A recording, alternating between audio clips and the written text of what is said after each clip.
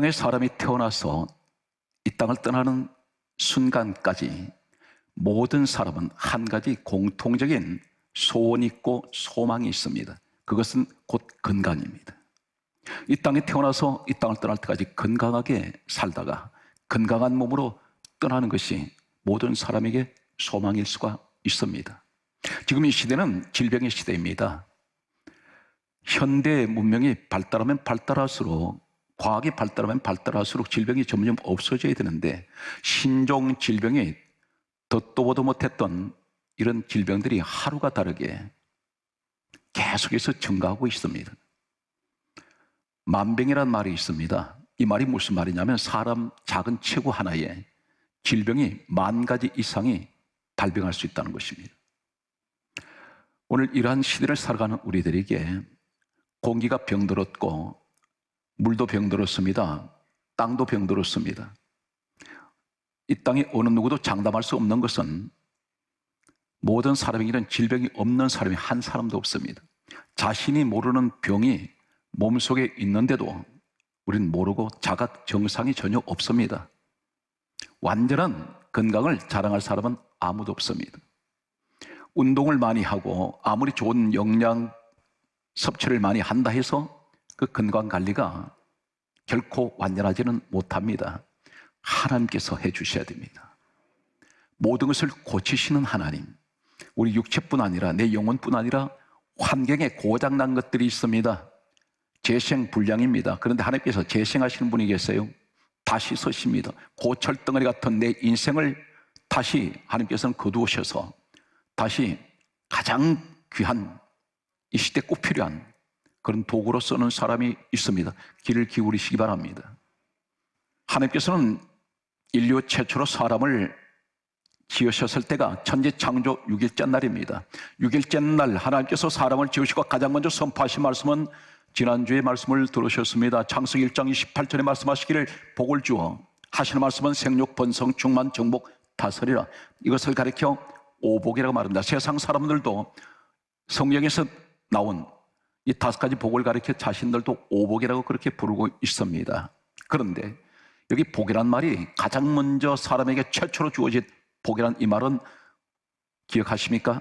히브리어는 바라크입니다. 바라크는 말은 엎드리다, 절하다, 무릎 꿇다. 이 말씀 무슨 말입니까? 하나님께 엎드리고 하나님께 절하고 하나님께 무릎 꿇는 사람, 곧 다시 말씀을 드려서 하나님께 영광 드리는 예배 자리를 말씀합니다. 예배 자리에 설 때 5가지 축복이 주어집니다. 그래서 이 복을 받는 사람은 생육의 복의 첫 번째인데 이 복이 바로 어떤 복이냐면 건강의 복입니다. 자손들이 건강의 축복입니다. 태어나서 이 땅 떠날 때까지 건강하고 생육하는 이 축복을 약속을 하고 있습니다. 이사야 43장 21절 말씀에 보게 되면 하나님께서 사람을 지으신 목적 한 가지를 말씀하고 있습니다. 이 백성은 내가 나를 위하여 지었나니 나를 찬송하게 하려 함이라. 찬송은 예배입니다. 예배는 한마디로 말해서 종합 세트입니다.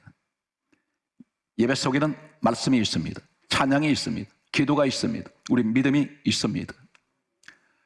하나님께서 우리를 지으신 목적은 하나님께 예배하기 위해서 지어졌습니다. 이제 한 시대를 소개하겠습니다. 야고보서 5장 17절 말씀을 보게 되면 이스라엘 민족에게 그들에게는 가장 비극적인 한 시대가 있었는데 3년 6개월 동안 하나님께서 하늘문을 닫아버리시고 이스라엘 민족에게 비 한 방울도 내리지 않게 하셨던 그때가 시기가 있었습니다. 역사는 그렇게 기록을 하고 있고 성경에 기록되어 있습니다. 야고보서 5장 17절은 분명 3년 6개월 동안 비가 내리지 않았습니다. 왜 그럴까요? 성경 말씀은 다시 구약으로 오게 되면 성경이 이렇게 말씀하고 있습니다. 열왕기상 16장 29절에서 33절 말씀을 보게 되면 다음과 같이 말씀하고 있습니다. 하나님만 섬기던 이스라엘 민족의 이 땅에 우상들이 들어왔습니다. 바알 신이라는 우상과 아세라 신이라는 우상을 들여다 놓고 이스라엘 땅 전체에 이 우상을 숭배를 하게 만들었습니다. 하나님께서 진노하셨습니다. 하나님께서 3년 6개월 동안 닫혀있던 이 문을 열어주시고 축복의 비를 내리실 때 가장 먼저 하신 말씀이 있습니다. 이 말씀이 열왕기상 18장 30절에 온 본문 말씀이 되겠습니다. 하시는 말씀이 너희는 내게로 가까이 오라. 오늘 여기서 저는 한 단어를 주목하고 여러분에게 소개합니다. 가까이란 말씀이 도대체 무슨 뜻일까요? 가까이 한다는 말이 어떤 의미를 가지고 있을까요? 또 한 가지는 무너진 여호와의 제단을 수축하라. 여기 무너진 의미가 어떤 것일까요? 우리 한글 성경을 보게 되면 의미를 더 이상은 찾을 수가 없습니다.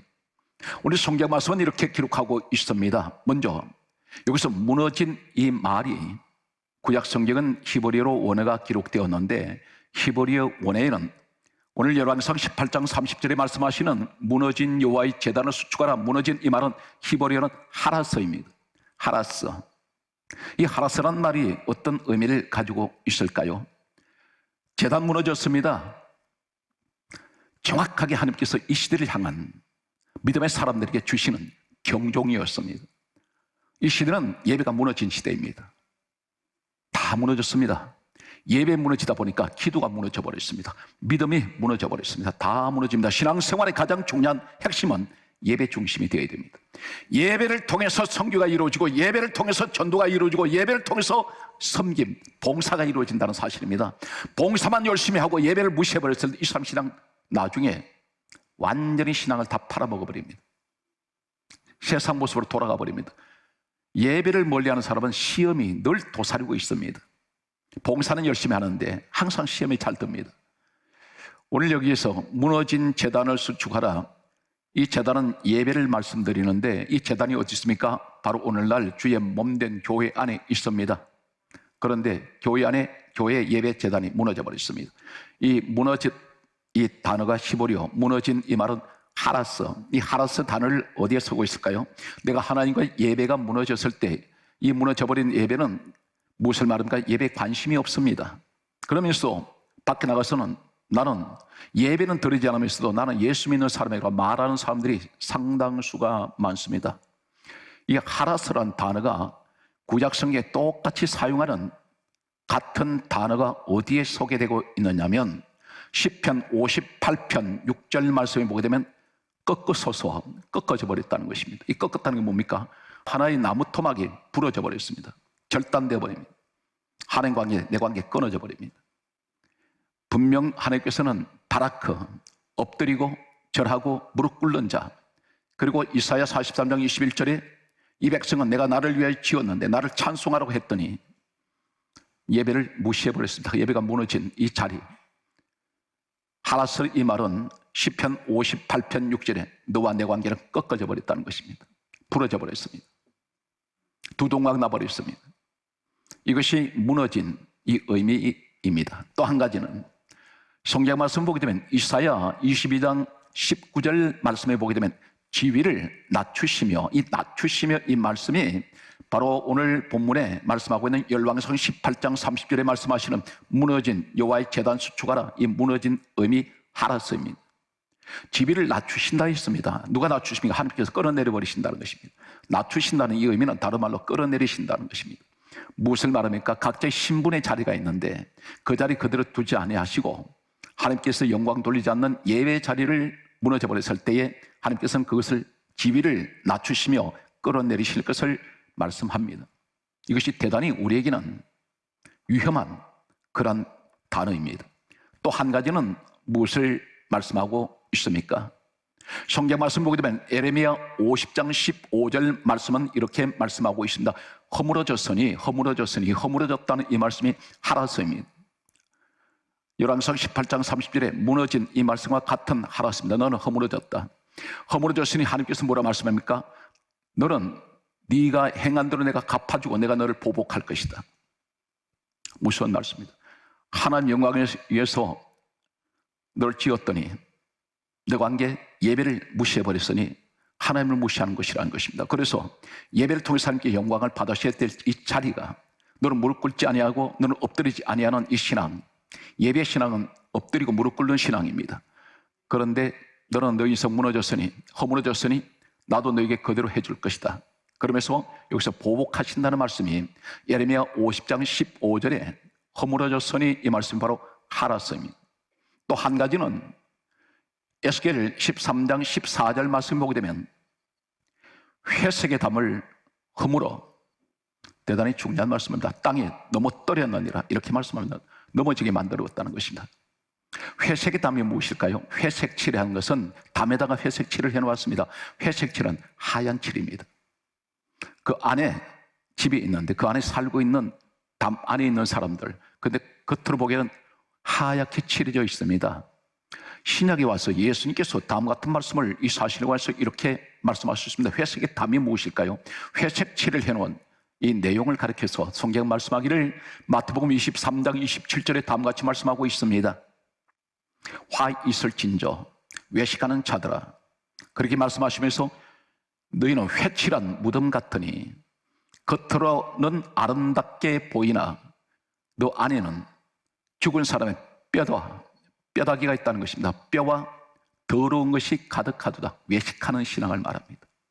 껍데기는 아름답게 보입니다. 밖에 나가면 거창하게 보입니다. 대단하게 보이는 사람이 있습니다. 그런데 그 속은 죽은 사람의 뼈다귀만 있다는 것입니다. 그리고 더러운 것이 가득하다는 것입니다. 이것이 바로 뭐냐면 회칠한 신앙입니다. 이 사람에게는 화 있을진저, 그리고 외식하는 자, 정상적인 신앙생활이 안 됩니다. 오늘 여기에서 지금까지 이 말씀을 보고 또 한 가지는 회색 담이라고 말씀하시던 내용이 사도행전 23장 3절의 신약 성경은 우리에게 이렇게 말씀하고 있습니다. 회색 담이여 하나님께서 너를 치시리라, 이렇게 말씀하시고 있습니다. 오늘 여기서 무너졌다는 이 내용이 대단히 우리에게는 하나님께서 보실 때 심각한 말씀을 우리에게 하고 계십니다. 그런데 가까이 오라, 이 말씀이 어떤 의미일까요? 지금 어디로 가까이 합니까? 제단으로 가까이 가라는 것입니다. 제단으로 가까이 가는 것이 무엇을 의미하고 있을까요? 예레미야 30장 21절 말씀을 보게 되면 다음과 같이 말씀합니다. 누가 내게로 가까이 오겠느냐? 이렇게 물으십니다. 가까이 오겠느냐? 이 말씀이 오늘 요한복음 18장 30절에 가까이 오라니, 가까이가 어떤 히브리어 원어를 가지고 있냐면 나가쉬입니다. 나가쉬. 이 단어가 같이 사용합니다. 예레미야 30장 21절과 22절 내용에 가까이란 말씀과 요한복음 18장 30절에 너희는 내게로 가까이 오라, 그리고 무너진 여호와의 계단을 수축하라, 여기에 가까이와 같은 나가쉬입니다. 같은 의미를 가지고 있는데 누가 내게로 가까이 올 자가 있느냐, 이렇게 말씀하시면서 예레미야 30장 22절에 이렇게 말씀합니다. 가까이 오는 이 나가시, 이 사람은 어떤 사람입니까? 너희는 내 백성이 되겠고 나는 너희 하나님이 되리라. 제단을 가까이 하는 사람, 제단 수축하는 사람, 예배 자리에 오는 사람, 오늘 여러분이 그 주인공 되시기 바랍니다. 그 자리가 하나님을 우리에게 하시는 말씀은 너는 내 백성이다, 나는 너 하나님이다. 오늘 제단 수축하는 사람에게 하시는 말씀입니다. 이제 저는 어쩌면 오늘 말씀이 다 소중하고 생명 같은 말씀이지만 가장 중요한 키포인트가 있습니다. 핵심이라고 할 수 있습니다. 오늘 무너진 제단을 수축하라, 이 수축이라는 의미가 어떤 의미일까요? 우리가 흔히 생각할 때 회복하라, 바로 세우라, 이 뜻으로 알았습니다. 그런데 바로 내가 예배가 무너진 코로나 바이러스로 인해서 무너져 버렸던 신앙생활이 다시 회복될 때에 이 수축이란 말이 바로 라파입니다. 이 라파란 말이 치료하다, 고치다, 재생하다, 수리하다, 수선하다, 고치다, 치료한다는 것입니다. 치료하신 하나님은 여러분들은 흔히들 결마다 라파의 하나님, 기도하면서 몸 아프니까 하나님 고쳐주세요, 계속 기도하는데 왜 안 고쳐집니까? 제단 수축이 안 되고 있다는 것입니다. 예배는 전혀 관심이 없습니다. 단 한 가지, 하나님 앞에 기도만 합니다. 고쳐달라고. 그런데 하나님은 어디로 와야 고쳐집니까? 라파의 자리에 와야 됩니다. 그 자리가 어디입니까? 제단 수축하는 자리가 라파의 자리란 말입니다. 그런데 수축하는 자리에 와 있지도 않으면서 거기는 전혀 얼씬도 하지 않는데 어떻게 해서 하나님 앞에 라파의 하나님을 찾고 있습니까? 좀 더 이 라파, 수축, 제단 수축하라, 이 수축 라파가 히브리어는 또 좀 더 얘기한다면 와예 라페, 이렇게 부릅니다. 와예 라페 참고만 하시면 좋겠습니다. 그래서 이 말은 라파입니다. 고치시는 하나님, 치료하시는 하나님. 우리가 쉽게 생각하면 단순하게 내 육신만 고치시는 거 아닙니다. 이제 소개되는 내용을 들어보시면 하나님께서는 환경도 고쳐버리고 내 영육간의 모든 것을 고쳐내시고 고장난 내 인생 하나님이 다시 재생하셔서 수리하셔서 다시 복구시키십니다. 그 자리가 바로 무너진 제단 수축 자리라는 사실입니다. 오늘 성경 말씀을 보게 되면 이렇게 말씀합니다. 출애굽기 15장 26절에 하나님께서 이렇게 말씀합니다. 사람 몸을 고치시지 않고 이스라엘 백성들이 430년 노예 생활을 마치고 홍해를 건넜습니다. 그리고 광야로 나온 데 사흘 길을 걸어가다가 사막을 만났습니다. 사막에서 3일 만에 그들은 마실 물이 없었습니다. 그래서 만난 물이 마라는 쓴물 만났습니다. 마라는 말은 쓰다, 괴롭다, 고통스럽다는 뜻을 가지고 있습니다. 물이 써서 마시질 못합니다. 그때 하나님께서 말씀하시기를 한 나무를 지시하시면서 그 나무를 물에 던져라. 던졌을 때 물이 고쳐져서 마라의 쓴물이 변하여 단물이 됩니다. 여기서 하실 말씀이 나는 너희를 치료하는 여호와라. 오늘 이 말씀이 출애굽기 15장 26절의 말씀입니다. 네 치료가 바로 라파입니다. 와의 라페. 똑같은 열왕기상 18장 30절에 제단을 수축하라. 예배 자리 바로 세우라. 그 자리가 서 있어야 나는 널 고치는 하나님이야. 치료하신 하나님이야. 나는 너를 다시 재생해서 내가 다시 쓸 것이야. 무엇이 실패했습니까? 예배 자리 회복하십시오. 그 자리에 머물러 계세요. 일은 하나님이 하십니다. 이것이 바로 제단 수축하는 이 수축의 라파의 의미입니다. 오늘 성경 말씀은 계속해서 다음과 같이 말씀하고 있습니다. 구약 성경에서 가장 제단을 소중하게 생각했고 제단을 가장 잘 섬겼던 대표적인 한 사람은 아브라함입니다. 아브라함을 가리켜 믿음의 조상으로 부릅니다. 아브라함은 가는 곳마다 제단을 쌓습니다. 다시 말씀드리면 오늘 복음적으로 말씀드리면 예배의 자리를 떠나지 않습니다. 그리고 이 사람은 장막을, 자신이 거처하는 장막을 항상 제단 옆에다만 늘 장막을 쳤습니다. 이 사람은 늘 제단 중심의 생활을 했습니다. 그런데 이러한 사람이 기도할 때 어떤 역사가 일어날까요? 이 사람이 자기 가족을 위해서 중보기도를 하는 것이 아니었습니다. 전혀 다른 사람, 그것도 남의 부인을 위해서 기도를 하는데 이렇게 성경은 기록합니다. 오늘 말씀을 보게 되면 창세기 20장 17절에 성경은 다음과 같이 말씀하고 있습니다.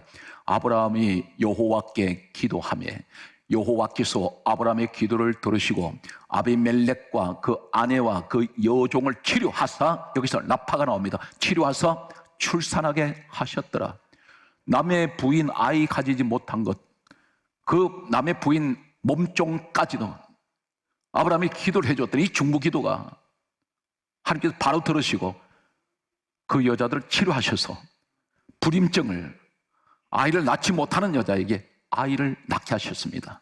우리 사랑하는 성도 여러분, 우리는 때때로 내 가족을 위해서 기도할 때가 있습니다. 나 자신 아닌 다른 사람들에서 중보기도 해줄 때가 있습니다. 그런데 응답이 안 될 때가 있습니다. 왜 안 될까요? 제단 중심의 사람이 아니라는 것입니다. 기도만 했다 해서 무조건 되는 것이 아닙니다. 아브라함 같은 제단 중심의 사람이 하나님 앞에 기도했을 때 하나님께서 즉각 그 기도를 받으십니다. 오늘 성경 말씀은 보게 되면 이렇게 기록하고 있습니다. 오늘 저는 간절하게 소망하는 것은 이 시대에, 이 질병의 시대에 오늘 이 자리에 계신, 그리고 우리 영상을 통해서 예배를 드리는 우리 사랑하는 모든 하나님께서 아끼시는 모든 주의 자녀들에게 이 말씀의 축복이, 오늘 치료의 역사가 말씀을 통해서 나타나기 바랍니다. 그 말씀이 어떤 것입니까? 출애굽기 21장 19절 말씀 보면 완치되게 할 것이라. 여기 완치란 말이 라파예요. 오늘 시간 어떤 질병이 있습니까? 완치될 줄 믿습니다. 하나님 말씀은 살아 운동력에서 좌우의 날선 어떤 것보다 예리하여 사람의 혼과 영과 관절과 골수를 찔러 쪼갭니다. 다 쪼개서 수술해버립니다. 이것이 하나님의 말씀의 능력입니다. 이 말씀을 믿어진다면, 하나님께서 말씀으로 천지 창조하셨다는 사실을 믿어진다면, 나사로 죽은 나사로 나흘째가 되었을 때 썩어 냄새납니다 할 때 주님께서는 아랑곳 없이 무덤 밖에서 말씀하신 나사로야 나오라 할 때 주님 말씀 부딪힐 때에 썩은 시체가 살아나 버려요. 오늘 시간 이 말씀이 그대로 믿어진다면 여러분 영 치료됩니다. 오늘 성경 말씀은 계속해서 우리에게 하신 말씀이 있습니다. 신명기 32장 39절에 우리 하나님 뭐라고 말씀합니까? 나 외에는 신이 없도다. 나는 죽이기도 하고 살리기도 하며 나는 상하게도 하고 낫게도 하나니, 이 낫게도 한다는 이 말씀이 라파입니다. 그리고 하시는 말씀이 내 손에서 능히 빼앗을 자가 없도다. 우리 하나님밖에는 신이 없다는 것입니다. 그분은 무슨 일인 다 하십니다. 죽이기도 하고 살리기도 하시고 상하기도 하시고 낫기도 하신다는 것입니다. 그리고 주님 잡고 계시면, 우리 하나님 잡고 계시면 아무도 빼앗아갈 자가 없습니다. 바로 그 여러분이 그 주인공입니다. 이 예배 자리가 그 현장입니다. 성경 말씀은 우리에게 다음과 같은 말씀을 하고 계십니다. 역대하 7장 12절에 보게 되면 하나님께서 성전을 향해서 이렇게 말씀합니다. 내가 이곳을 택하여 제사하는 성전을 삼았습니다. 하나님의 성전, 교회는 목적이 하나 있습니다. 예배 자리입니다. 구약에는 제사 자리입니다. 그것을 하나님께서 말씀합니다. 내가 이곳을 택했다. 교회를 택한 것은 그것은 내게 제사하는 성전으로 삼았다는 말씀입니다. 그러면서 하신 말씀이 많은 축복을 말씀하시면서 성경에 이렇게 말씀합니다. 우리에게 주시는 말씀이 역대하 7장 14절 하신 말씀이 내가 땅을 고칠지라. 여기서 고친다는 이 말씀이 라파입니다. 와의 라페. 오늘 여기서 땅을 고치신다는 이 말씀이 무엇을 의미합니까? 우리 육체는 흙으로 지어졌어요. 내 몸이 흙덩어리입니다. 흙덩어리 같은 내 몸을 고치실 뿐 아니라 이 땅에 살아간 동안에 수많은 일을 하는 가운데 얼마나 실패를 많이 합니까? 이 땅에서 뭘 이루질 못해요. 그런데 하나님 말씀합니다. 내가 땅을 고친다. 지금까지 수고하고 이 땅에서 헌신했던 모든 것들, 땀 흘렸던 것, 내가 전부 열매 맺게 해주시겠다는 것입니다. 어디를 통해서? 성전의 제사가 회복될 때에 이 말씀을 하고 있습니다. 한 사람을 더 소개한다면 하나님께서는 유대 민족 가운데 수많은 왕들이 있었습니다. 그 가운데서 다윗이라는 왕을 모든 사람들은 최고의 왕으로 알고 있습니다. 그런데 이 다윗 왕과 버금가는 견줄만한 왕이 한 사람이 있었습니다. 히스기야라는 왕입니다. 이 다윗을 가르쳐서 하나님께서 뭐라고 말씀하셨습니까? 사도행전 13장 22절에 내가 다윗을 만나니 내 마음에 맞는지라 내가 다윗을 통하여 나의 뜻을 다 이루리라 하셨던 이 다윗과 버금가는 사람이 히스기야입니다. 히스기야는 왕으로 이 사람이 등극한 후에 통치를, 이 이스라엘 땅을 통치할 때 어떤 방법으로 통치하냐면 전부 하나님 방법으로 통치했습니다. 그것이 어떤 것이냐면 예배를 통한 정치였습니다. 이 사람은 대표적으로 성경이 이렇게 기록하고 있는 것을 보게 됩니다. 역대하 29장 20절 말씀에 보게 되면 성경은 다음과 같이 말씀하고 있습니다. 이 사람이 하나님 앞에 아침 일찍이 자신의 왕궁에서 예배를 드리는 것이 아니라 성전을 찾아갑니다. 성전에서 제사를 드립니다. 항상 성전 중심의 예배였습니다. 그런데 이 사람이 백성들을 통치할 때 어떻게 다스리냐면 한 가지 예를 이렇게 기록하고 있습니다. 역대하 30장 성경 말씀 보게 되면 19절에서 20절에 이렇게 기록하고 있습니다. 히스기야가 하나님께 기도하며 하나님께서 히스기야의 기도를 들으시고 백성을 고치셨더라 이렇게 기록합니다. 이 사람은 백성들을 위해서 항상 기도하는 사람이었습니다. 그런 히스기야는 영적으로 보게 되면 대단히 훌륭한 왕입니다. 어쩌면 다윗을 능가해버립니다. 항상 성전 예배 중심, 이 사람이 성전 예배 중심에 이 사람이 기도하니까 백성들한테 전부 고통들이 다 사라져버립니다. 항상 이 사람은 기도하며 하나님께 의지했던 왕이 히스기야였습니다. 오늘 성경 말씀은 오늘 계속해서 우리에게 이렇게 말씀합니다.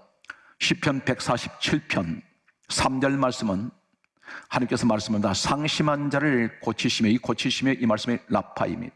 그리고 하신 말씀이 상처받은 사람들을 싸매시며, 오늘 사는 성들은 여기 상심이란 말이 무슨 말이냐면 육체가 아닌 내 마음의 병을 말합니다. 얼마나 실망하고 낙심하고 괴롭고 고통스러워서 내 마음에 상심이 와 있는데 하나님께서 말씀합니다. 내가 너를 고쳐줄 것이다. 그것이 바로 제단 회복하는, 제단을 수축하는 자에게 주신 라파의 축복입니다. 오늘 사랑하는 성도들은 시대가 힘들 때일수록 믿는 사람이 점점 줄어들 때일수록 여러분 한 사람이나 여러분만이라도 예배 자리에서 항상 떠나지 말고, 그것이 곧 누구를 위한 것입니까? 첫째는 하나님의 영광을 위하여, 두 번째는 바로 여러분 자신을 위해서입니다. 오늘 성경 말씀은 이렇게 기록합니다. 에스겔 47장 1절에 보게 되면 성전에서 물이 흘러내립니다. 이 물은 생명수의 물입니다. 그런데 이 물이 흘러가는데 어디로 가느냐면 에스겔 47장 오늘 말씀을 보면 9절의 말씀을 보게 되면 이 물이 흘러가는 곳마다 모든 생물이 살고, 그리고 성경에 강조합니다. 이 물이 흐르는 곳에 바닷물이 되살아나겠고, 되살아난다 말씀합니다. 이 바닷물이 죽었다는 것입니다. 그런데 되살아났다 말은 부활을 말합니다. 그런데 되살아나고 이 말씀이 라파입니다. 무엇을 말합니까? 성전은 무엇을 말씀할까요? 왜 성전에서 생명수 물이 흘러내리는데 바닷물이 소생하면 다 살아납니까? 이 말씀이 바로 뭐냐면 성전은 누구를 이야기합니까? 요한복음 2장 21절에 성전은 주님 몸이요, 주님 몸에서 나오는 생명수의 강이, 이 바닷물이 되살아난다는 말은 바닷물은 온 세상 어느 곳이든 이 물은 흘러갑니다. 다시 말씀드려서 이 시대가 예수 그리스도를 말미암아 성경 이렇게 말씀하고 있습니다. 요한복음 7장 37절에서 39절에 말씀하시기를 누구든지 목마른 자들은 내게로 와서 마시라. 나를 믿는 자는 그 배에서 생수의 강이 흘러나리니, 이는 성령을 가리켜 말씀하신 것이다. 우리 주님으로부터 주시는 생명수가 5대양 6대주 바닷물에 되살아난다는 것은 이 물이 생명수의 물이 흘러가는 곳마다 전부 다 부활의 축복이 있다는 것입니다. 이것이 라파입니다. 오늘 사랑하는 성도들은 힘내시기 바랍니다. 예배 자리를 떠나지 마십시오. 반드시 그 자리는 나를 살리는 자리이며 환경을 전부 고쳐내는 자리입니다. 하나님께서 우리에게 이 한 가지 사실을 가르쳐 주셨습니다. 단순하게 예배 드리라, 그 얘기가 아니라는 것입니다. 예배 자리는 첫째 하나님 영광 받으시고 나 고쳐주시려고 하는 자리라는 것입니다. 나 치료해 주시려고. 시편 5편 7절로 마치겠습니다. 주를 경외함으로 성전을 향하여 예배하리이다. 오늘 이 자리에 여러분이 이 복을 누리는 라파의 축복이 함께 하시기를 주 예수 이름으로 축복합니다.